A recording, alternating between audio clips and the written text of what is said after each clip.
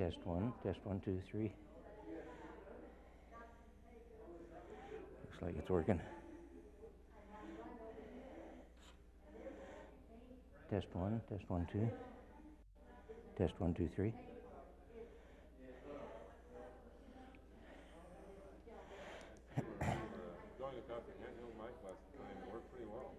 Yeah, it worked okay.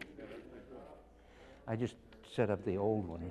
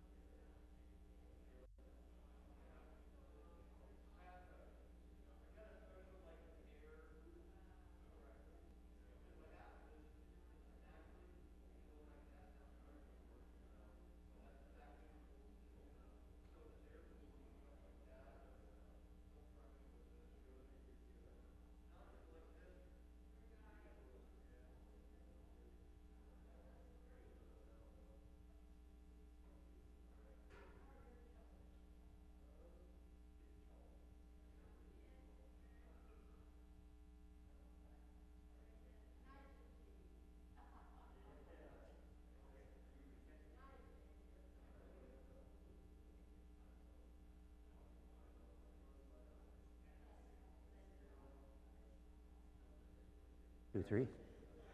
Testing 1, 2. Test 1, 2, 3. I can hear myself, so.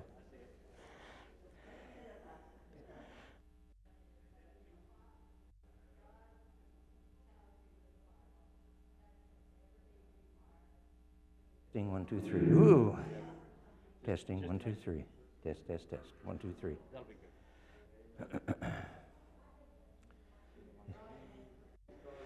And I think it's okay on the video.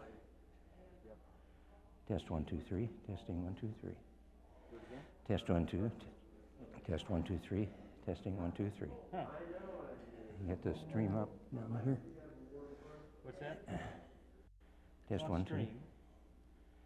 Test 1, 2, 3. Testing 1, 2, 3.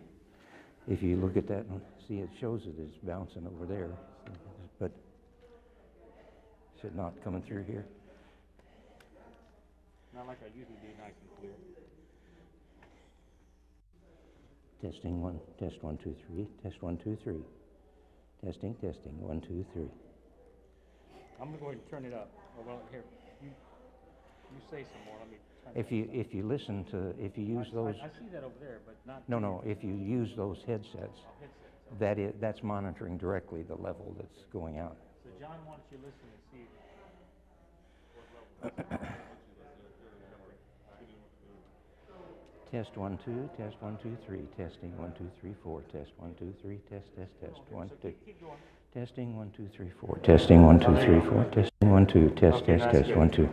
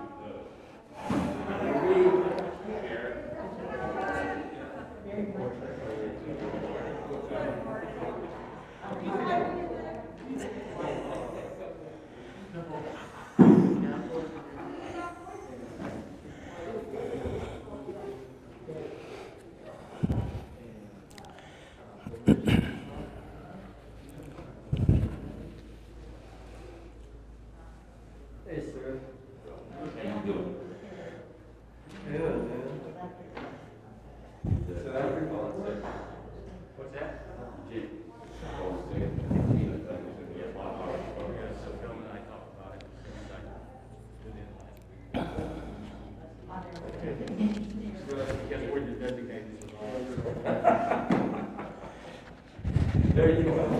Thanks a lot.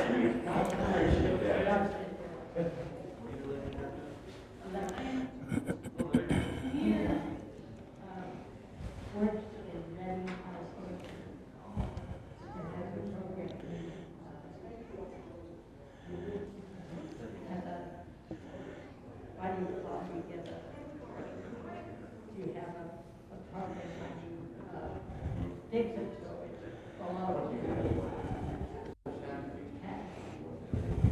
and he would,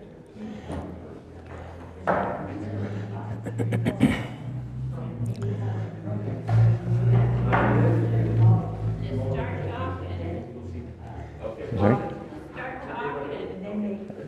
Yeah, I'm talking. Yeah. Who are you subbing for? Jake. Okay.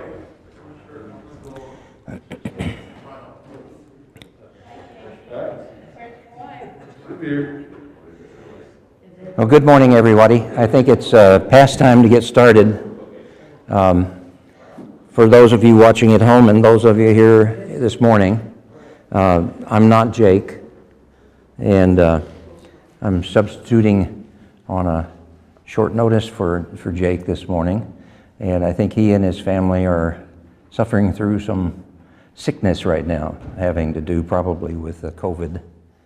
But today we're still working on our book From the Captivity to the Wilderness and the Gospel Project, and we're moving today from the book of Exodus into the book of Leviticus. And one thing I wanted to share with you before we got very far along is sort of placing this book in that group of books and seeing that it probably has some more importance than we give it sometimes. But before we do that, let's have a word of prayer together.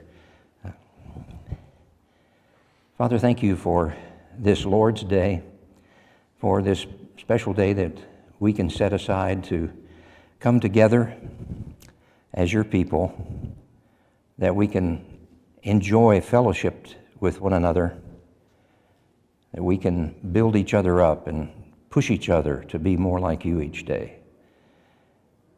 And more than that, Father, thank you for this special time that we set aside, that we can come to join together and worship your greatness, worship your power, worship your love that gives us the opportunity to be with you forever. Thank you for your Son who made it possible. In his name we pray. Amen. I wanted to read a verse in, if I remember how to open my own phone here, in Exodus, and it's in the last chapter of Exodus, Exodus 40. And it's in verse 35 in Exodus 40. And it says, well, I'll do 34 and 35. And you remember that the last thing, and Frank talked to us about it last week, is the building, the construction, the design of the tabernacle. And laying that out in a very detailed way. So we have the tabernacle now a major part, a major focus of this people of Israel. And in the very last part of Exodus, now that the tabernacle is actually a reality, it says, then the cloud covered the tent of meeting. That's what it was referred to, the tent of meeting, the tabernacle. And the glory of the Lord filled the tabernacle. So God is in the tabernacle, or his presence is filling the tabernacle. The next verse is an important one. Moses could not enter the tent of meeting because the cloud had settled on it and the glory of the Lord filled the tabernacle. Why couldn't Moses go into the tabernacle? It's an interesting question, because if we go past Leviticus now and we look at Numbers, I'm going to find Numbers here, and we look at the first verse in Numbers 1. The first verse says this: the Lord spoke to Moses in the tent of meeting in the desert of Sinai. Moses couldn't go in because God's presence was there. Something was wrong. Now Moses is talking with God in the tabernacle. Something has changed. And in between these two instances sits the book of Leviticus. So what's changed? That's what we're starting to look at today. So we have a situation now where we're going to be looking at just a small fraction of the book of Leviticus today. It's just the first 7 chapters. Leviticus has a lot of information in it, and as we look at it, we need to put it in a context, and that context is basically a review that Frank did very well last time, and I'll just hit on a few points. God has revealed himself to his people. He's revealed himself and his character to his people. He's revealed to them what he expects from them. He's rescued them from slavery. He's protected them as they escaped from Pharaoh. As they get into the wilderness, he's provided for them, even when they're grumbling, even whenever they're, in essence, turning away from him. He provides for them. And he forgives them, even after they abandon him. He forgives them, renews his relationship with them. And he gave them laws. Now why? I'll just stop here for a minute. Why would God give him these laws? We've studied about that, talked about Moses coming down off the mountain and the problems that the children of Israel had already created for themselves by worshiping the calf, abandoning God. But why did God send them this set of laws? Anybody have an idea? It's supposed to be a holy nation. They're supposed to be a holy nation and to follow him. Okay. What did this set of laws have as its essence? What was it? Sacrifice. Say again? Sacrifice? Animals? Well, that's what we're going to be looking at in Leviticus. Exactly. So the sacrifice is the next step after this first set of laws. What was the first set of laws? What we refer to as the 10 Commandments. What were they? Thou shalt not kill. See, my hearing aids, I charged them up last night, but, they still don't work very well. You shall not kill. Okay, that was one of the laws, wasn't it? Thou shalt not kill. So what, in whole, what were this set of 10 Commandments for? They provided the people with the information they needed to be pleasing to God. And so rather than just letting them guess at what would be pleasing to him, he laid out how he wanted his relationship to be with them and how their relationship should be with others. Okay. Their relationship to him, their relationship to each other. What had been the primary influence in their lives prior to this? Or perhaps I might say, who had been the primary influence in their lives prior to this? Pharaoh, the people of Egypt. Their practices, their morals, their values. These were all the things that they came from and they brought with them. And when we see, the calf being built and worshiping the calf, they didn't just come up with that, they brought that with them. They fell back into. And so as these 10 Commandments are presented, God presents a new set of moral values, a new set of ways of he relating to them and they relating to him. So he's revealed himself, he's given them these laws. And as we read at the end of Exodus and the beginning of Numbers, he's given them a place that they can focus on, where they can see that God is real. So he's given them the tabernacle, and it's a focus for them. So when we look at Leviticus 1 through 7, it's kind of interesting because he jumps right in, the writer, and who's the writer of Leviticus? Moses, that first 5 books. Remember, we talked about that last time, the Torah, the Pentateuch. So he jumps right in to, well, let me make a suggestion to you. When we first moved to Alaska, we had basically 2 sources of meat that we could eat. We had moose and we had caribou. And we couldn't afford anything else. So I had to go look for that meat and bring it home for us to have meat to eat. I recall my first moose. I probably wasn't the best shot in the world. And I know this sounds kind of gross, but there's a shot you make to kill an animal sometimes, which is not a shot that you want to make, and they call it a gut shot. And basically what that does is it sort of opens up the intestines, and it fills the abdominal cavity with all kinds of gases and other kinds of things.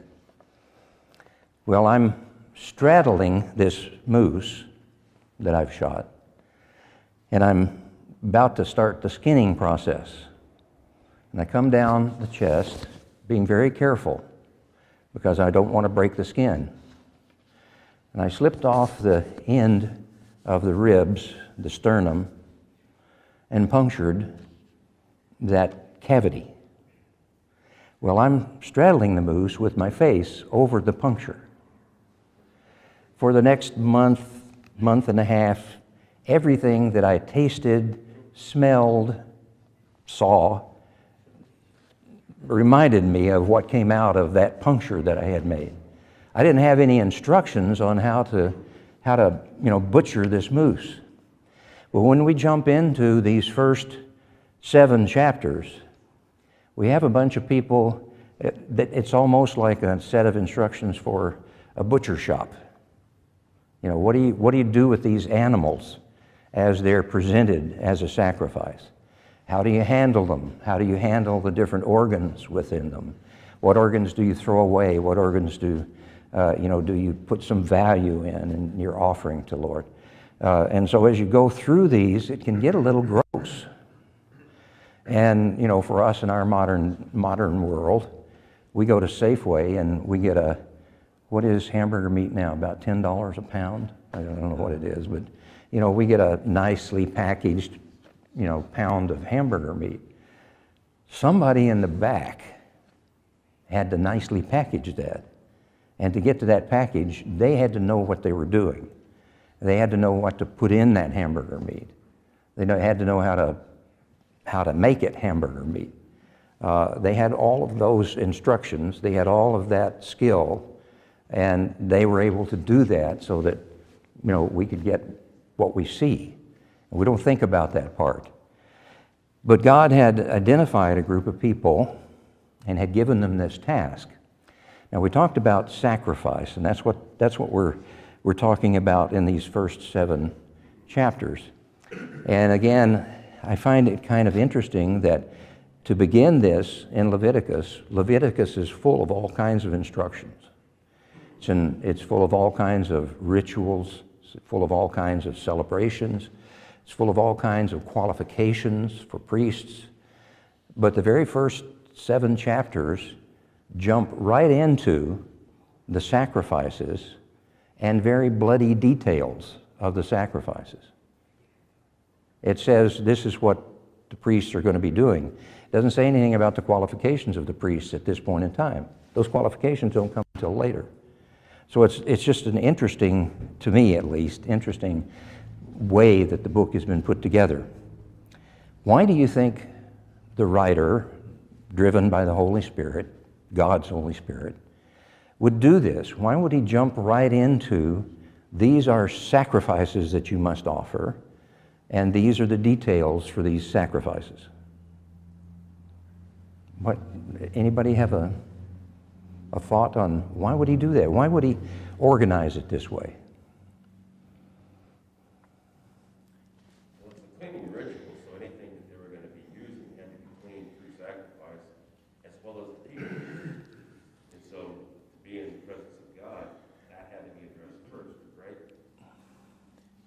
Okay, I mean, you're talking about cleansing and sin atonement, but essentially, to be in the presence of God, that has to happen. Then you can do other things that need to be dealt with, but okay, all right. first priority.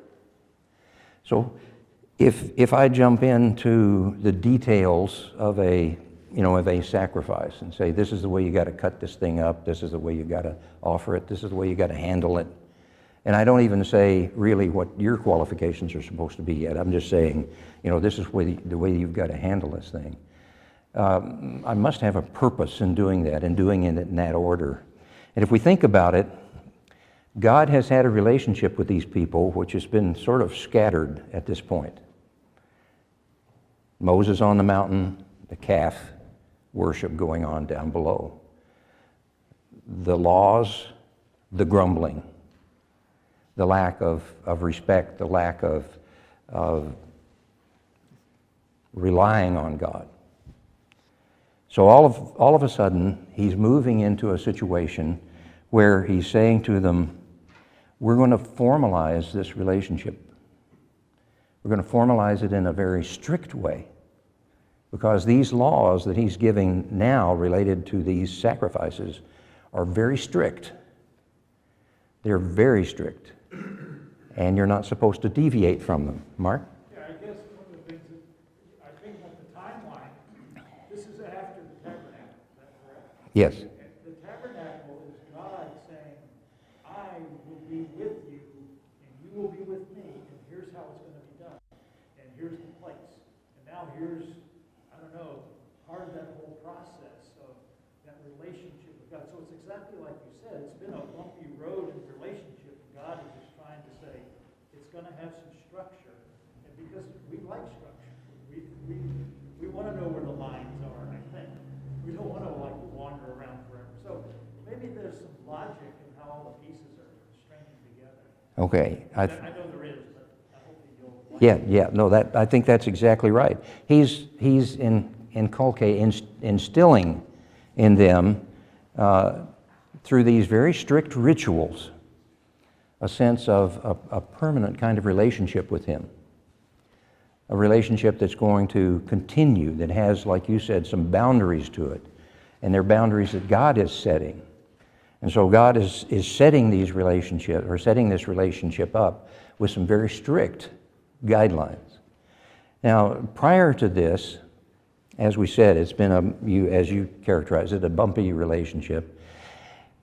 After they get through wandering in the wilderness, where are they headed? The promised land. And who's in the promised land? People they have to overcome. People they have to overcome. And are these people they have to overcome followers of God? What kind of rituals do they have, do you think? Are they rituals that God established? No. And so what God is doing with this, even though, in our trying to figure out why did you start here, with this detail, what we're trying to figure out here is why did you do it this way?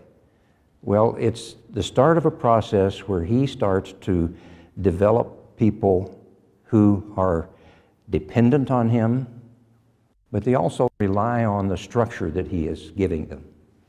And he's preparing them to come up against people who aren't going to have that structure, but who are going to have influence.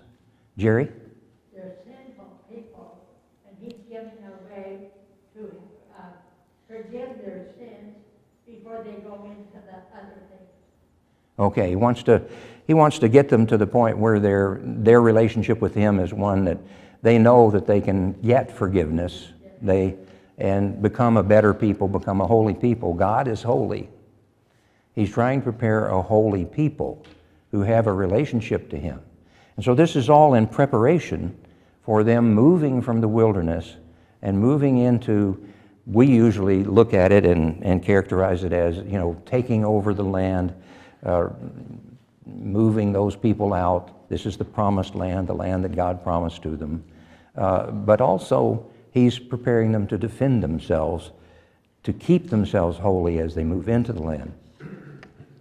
Yeah, I guess if we're looking at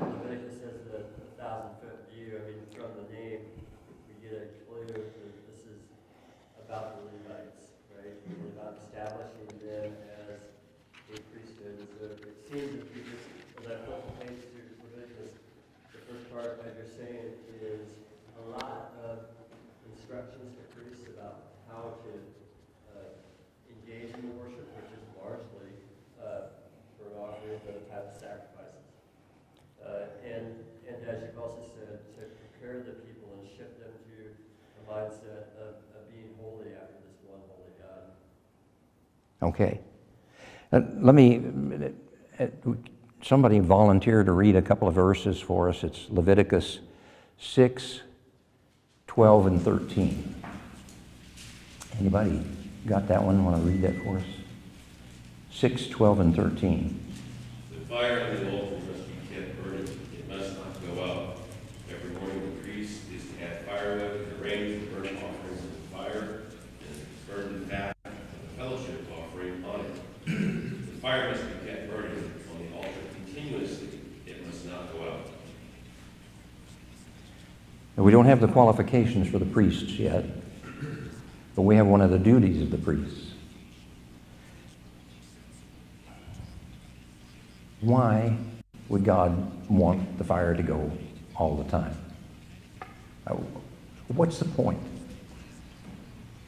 I mean, there are a couple of guys that basically said, what's the point? But I mean, you think about it, and I eat with firewood, so it's, it's a continual thing. Should we, I gotta pay attention to it, or you gotta be cool. So maybe it's just a perpetual reminder that God is there, His presence is there, and we have to be organized about it. I don't think it says that, He stacked and split the wood for them. They had to figure out how to do all of that to keep His plan. So again, God giving them some structure for their lives in a pretty disordered world that they were in. I'm just offering that as one idea. well, I think, go ahead. Well, they do say it's the fellowship offering. So to be in continual fellowship, don't let that fire go out. We don't want to break fellowship. Okay? It's a part of the relationship with God again, isn't it? It's a continual relationship. It's, if you look at it from, well, I can't look at it from God's standpoint. Maybe you could, but if you could look at it from God's standpoint, He had the people pretty much under control. They arrive at Sinai. Moses goes up to meet with God.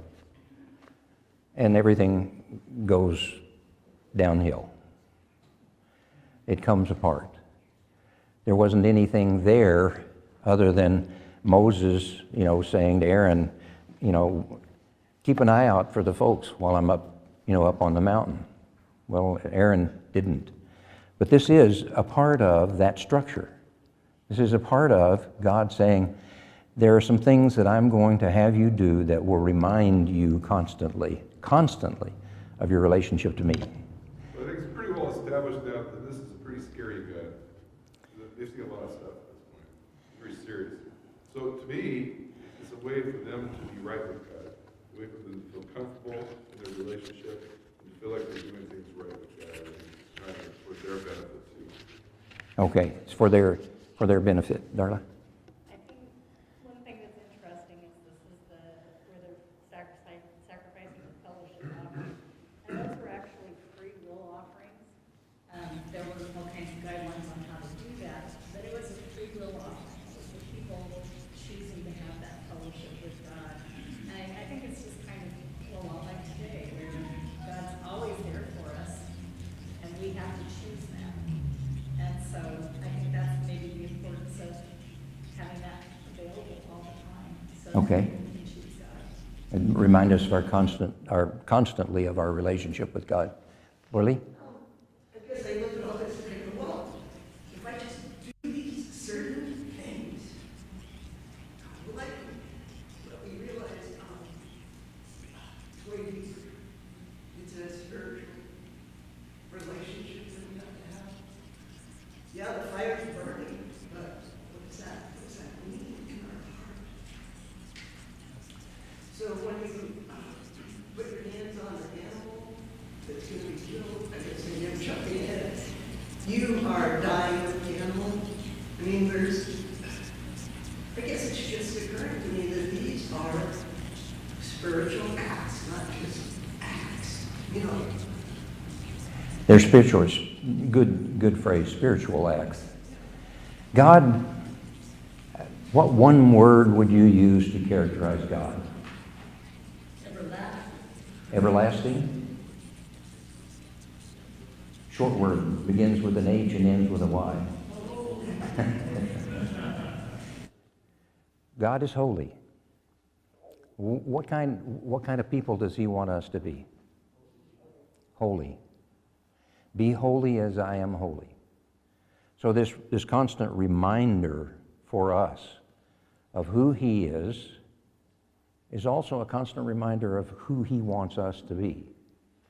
And so this just, something as simple as keeping this fire burning all the time, it's your responsibility, is a reminder.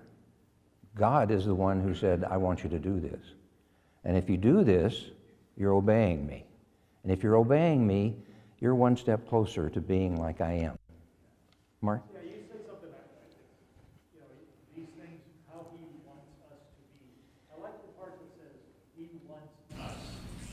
To me, that says a lot. I like what Laura Lee said, these are spiritual acts because he wants us. He wants this relationship. That should make us feel pretty special. And, so maybe some of these things feel mechanical, but there's a purpose. Right. And sometimes we the term we use, we poo-poo rituals. We say, we don't want to really get into things and make them rituals. And yet, we have some rituals, and there's purpose to them. What's one that you can think of? Communion. Okay, now doesn't calling communion a ritual diminish it in its value or its meaning?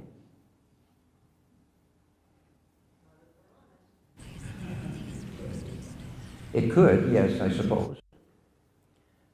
But that's on us, isn't it? Does it diminish the value of that ritual? In its essence, God established it. Christ said, this is what I want you to do to remember me. Now, we can diminish it in our own eyes. There were two guys that let the fire go out. You remember what their names were? Nadab and Abihu. They were the sons of Aaron. They apparently looked at that ritual and didn't put a lot of value in it and said, we were having a pretty good time last night and didn't get back here to put fire on, wood on the fire, and so it went out, so big deal, we'll just, fire back up again. Now, how did God view their relationship to that ritual that he had established? Did they suffer any consequences of any kind? It was serious. It was fatal. Yeah, it was fatal. They died. That's what happened. So as we look, I'm going to come back to chapters 1 through 7. We're looking at a number. Go ahead, Nancy. Well, I'm thinking about this fire thing. And because we burned fire away. And they were in the desert. And they did not have these Oregon log trucks driving out. And, how did they get their firewood and get it all ready? It must have been, it had to have been a big deal. Especially when they were in place for a long time and then they had to be spreading out further and further to find wood in the desert. I think that part of it probably added to that. The importance of it. Somebody had to always be, it wasn't like you're just, lighting matches or throwing on more wood. They had to gather the wood. Yep. It wasn't easy for where to live. And maybe that just made it mean more because it wasn't easy. Good point. Keeping the fire going around here, you can call somebody, they'll deliver a cord of wood, and you can keep your fire going, hopefully. But Mark? He called me. The thing that I believe God provisioned, like he provisioned the earth for us to live on. So he doesn't ask us to do things that we can't do, that are impossible. So, again, I don't think he stacked it and, delivered it, but I did think he made it possible for them to do this. It wasn't impossible. Because what, he wouldn't do that, that's not the God Right. that you know. And He- I think part of that is showing them that I protected you in Egypt, I provisioned, I took, all this stuff. And it shows that dependence on him and his reliability, he wants us to be reliable. Right. Good point. Okay, so, as we look at these first chapters, we see a number of these sacrifices that have offered, and there are burnt offerings, there are grain offerings, fellowship offerings, sin offering, and I found that the sin offering was interesting to go through because it's any violation of God's commands, and that that could include the priest, it could include the community itself as a whole, leaders, any member, any individual within the community or the people, and there were all kinds of sins that were identified specifically, that God identified that required this kind of sin offering. And some of them were speaking a false accusation or making a false accusation against someone, being ceremonially unclean. There are all kinds of things that relate to what that means. Not honoring an oath, making a promise and not keeping it. So these are all things that people would do and know they did them, although the word is constantly used throughout this description of these ritual sacrifices, unintentional. Now, some of these sacrifices can be made and specifically are identified as sacrifices for things that I did knowing that I did them and knowing that I did them wrong. But unintentional is also used over and over and over. Things that I do and I didn't realize that I had done them. But when I realize them, I have an obligation, I have a responsibility. And that's also one of the things. And there are, again, like I said, there are a number of things that are related to that. Unfaithfulness, deceptiveness, cheating someone, lying, swearing falsely, extortion, finding and keeping something that doesn't belong to you.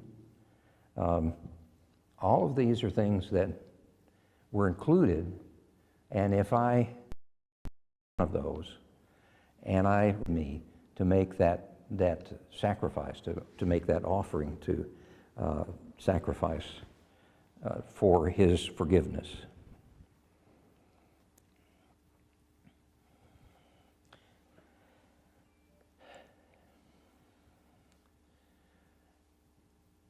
We can, when we look at this section, chapters 1 through 7, we can get really bogged down in the details of how to deal with the animals with different sacrifices.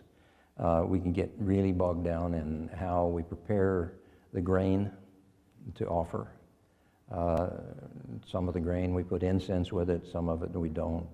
I mean, there are all kinds of very specific rules that are here. All of those specific rules, though, ultimately have a purpose. And the purpose is to shape people. That's the purpose, is to shape them so that their relationship with God becomes one that is a natural thing. It's a thing that they don't even think about because they have this relationship with God and they do these things. They're prepared to do these things because it's who they have become. They have taken a step toward holiness. They have taken a step toward becoming like the God that has rescued them. I wanted to look at a couple of verses. I wanted to also, I I don't know if you ever have these little things where you think, wow, that's an idea I had never thought of before, and then you discover everybody thought of that, and it's already, you know. But I was thinking about this, and these sacrifices where animals are killed, and they're killed on my behalf. And Christ came, and he offered himself, and so we don't have those kinds of sacrifices anymore. We don't offer an animal, you know, in our place to show God our contriteness or ask for his forgiveness. Adam and Eve brought death into the world. Their relationship with Satan resulted in their bringing death into the world.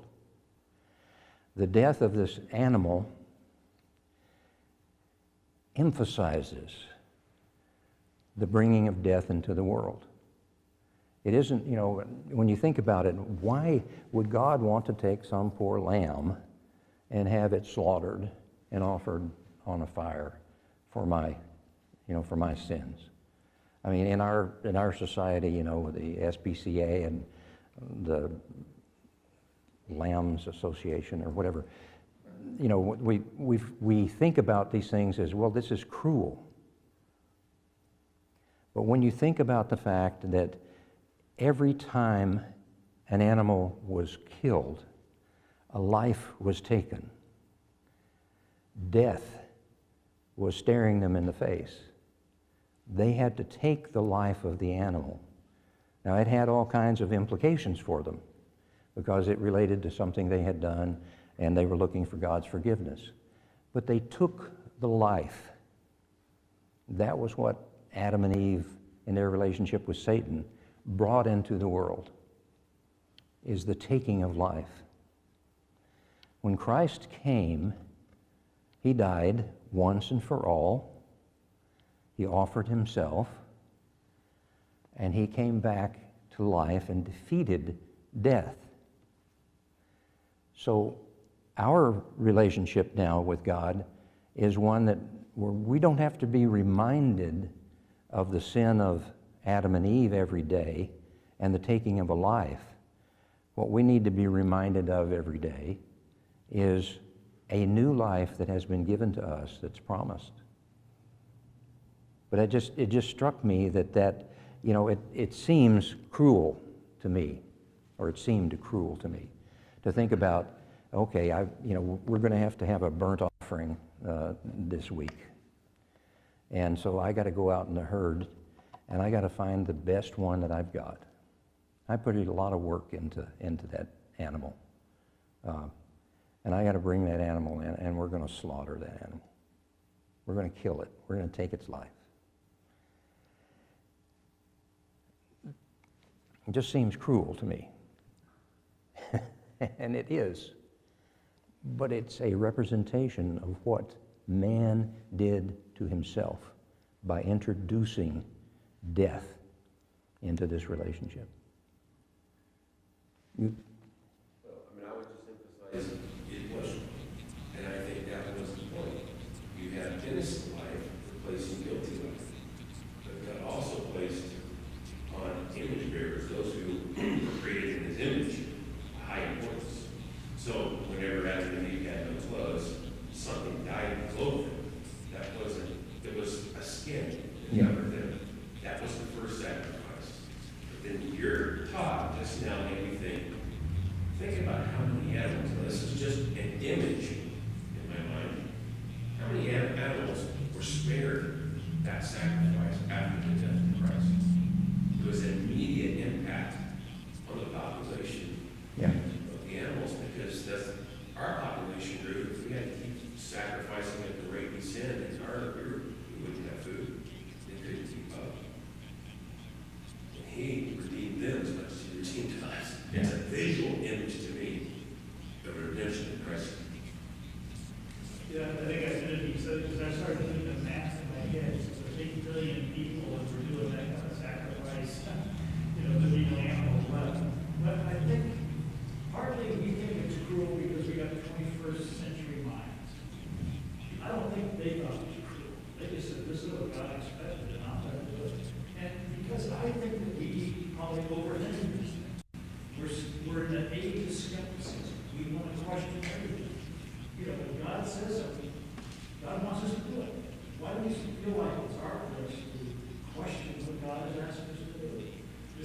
really have to be in fellowship with Christians, or can I not be in fellowship? You know, those are basic things that I think God wants us to follow through on. Not debate, because there's a benefit in it for us and the relationship. Let me get Frank back there. Yeah, so one other thing is, that I really like what Mark said about this, is we're thinking about this in a 21st century mind. Even if we don't have to go back 5,000 years, go back 200 years. And the sacrifice of animals was a very common thing for every family to do on their farm. Today, that's very rare. And so I just think our whole perspective is a little different than it would have been back then.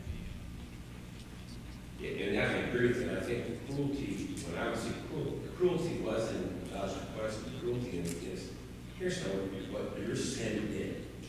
This is the impact of your sin. And I think that it's the cruelty on, hey, it's my guilt that cost the life. It's mine. And so that's what's cruel about it. Is sin came in and sin started killing. Right. Let me read this one set of verses, and then we'll be through for this morning. This is Hebrews 10, 1 through 6. The law is only a shadow of the good things that are coming, not the realities themselves. For this reason, it can never, by the same sacrifices repeated endlessly, year after year, make perfect those who draw near to worship. Otherwise, would they not have stopped being offered? For the worshipers would have been cleansed once and for all, and would not any longer have felt guilty for their sins. But those sacrifices are an annual reminder of sins. It's impossible for the blood of bulls and goats to take away sins. Therefore, when Christ came into the world, he said, "Sacrifice and offering you did not desire, but a body you prepared for me. With burnt offerings and sin offerings you were not pleased. Then I said, Here am I. It is written about me in the scroll. I have come to do your will, my God." First he said, "Sacrifices and offerings, burnt offerings and sin offerings, you did not desire, nor were you pleased with them, though they were offered in accordance with the law." Then he said, "Here I am. I have come to do your will." He sets aside the first to establish the second. And by that will, we have been made holy through the sacrifice of the body of Christ Jesus once and for all. Okay, thank you very much. Thank you, Bill.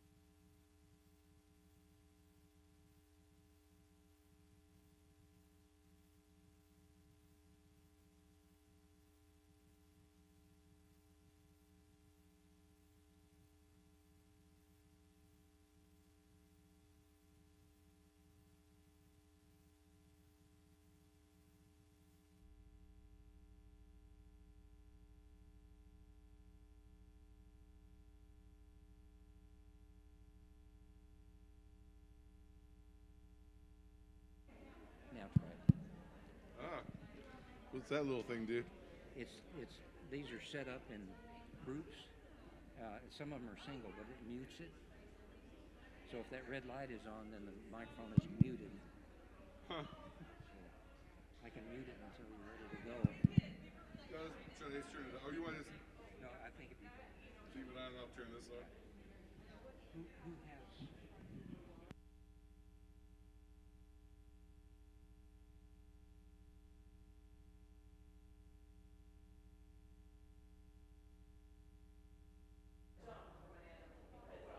Why? It's like, because the way we're studying, it's like, look at the adaptations of possibly meant for a human in a lot of ways, the way it doesn't for the lungs, and how different it is. There's a study, it was kind of like they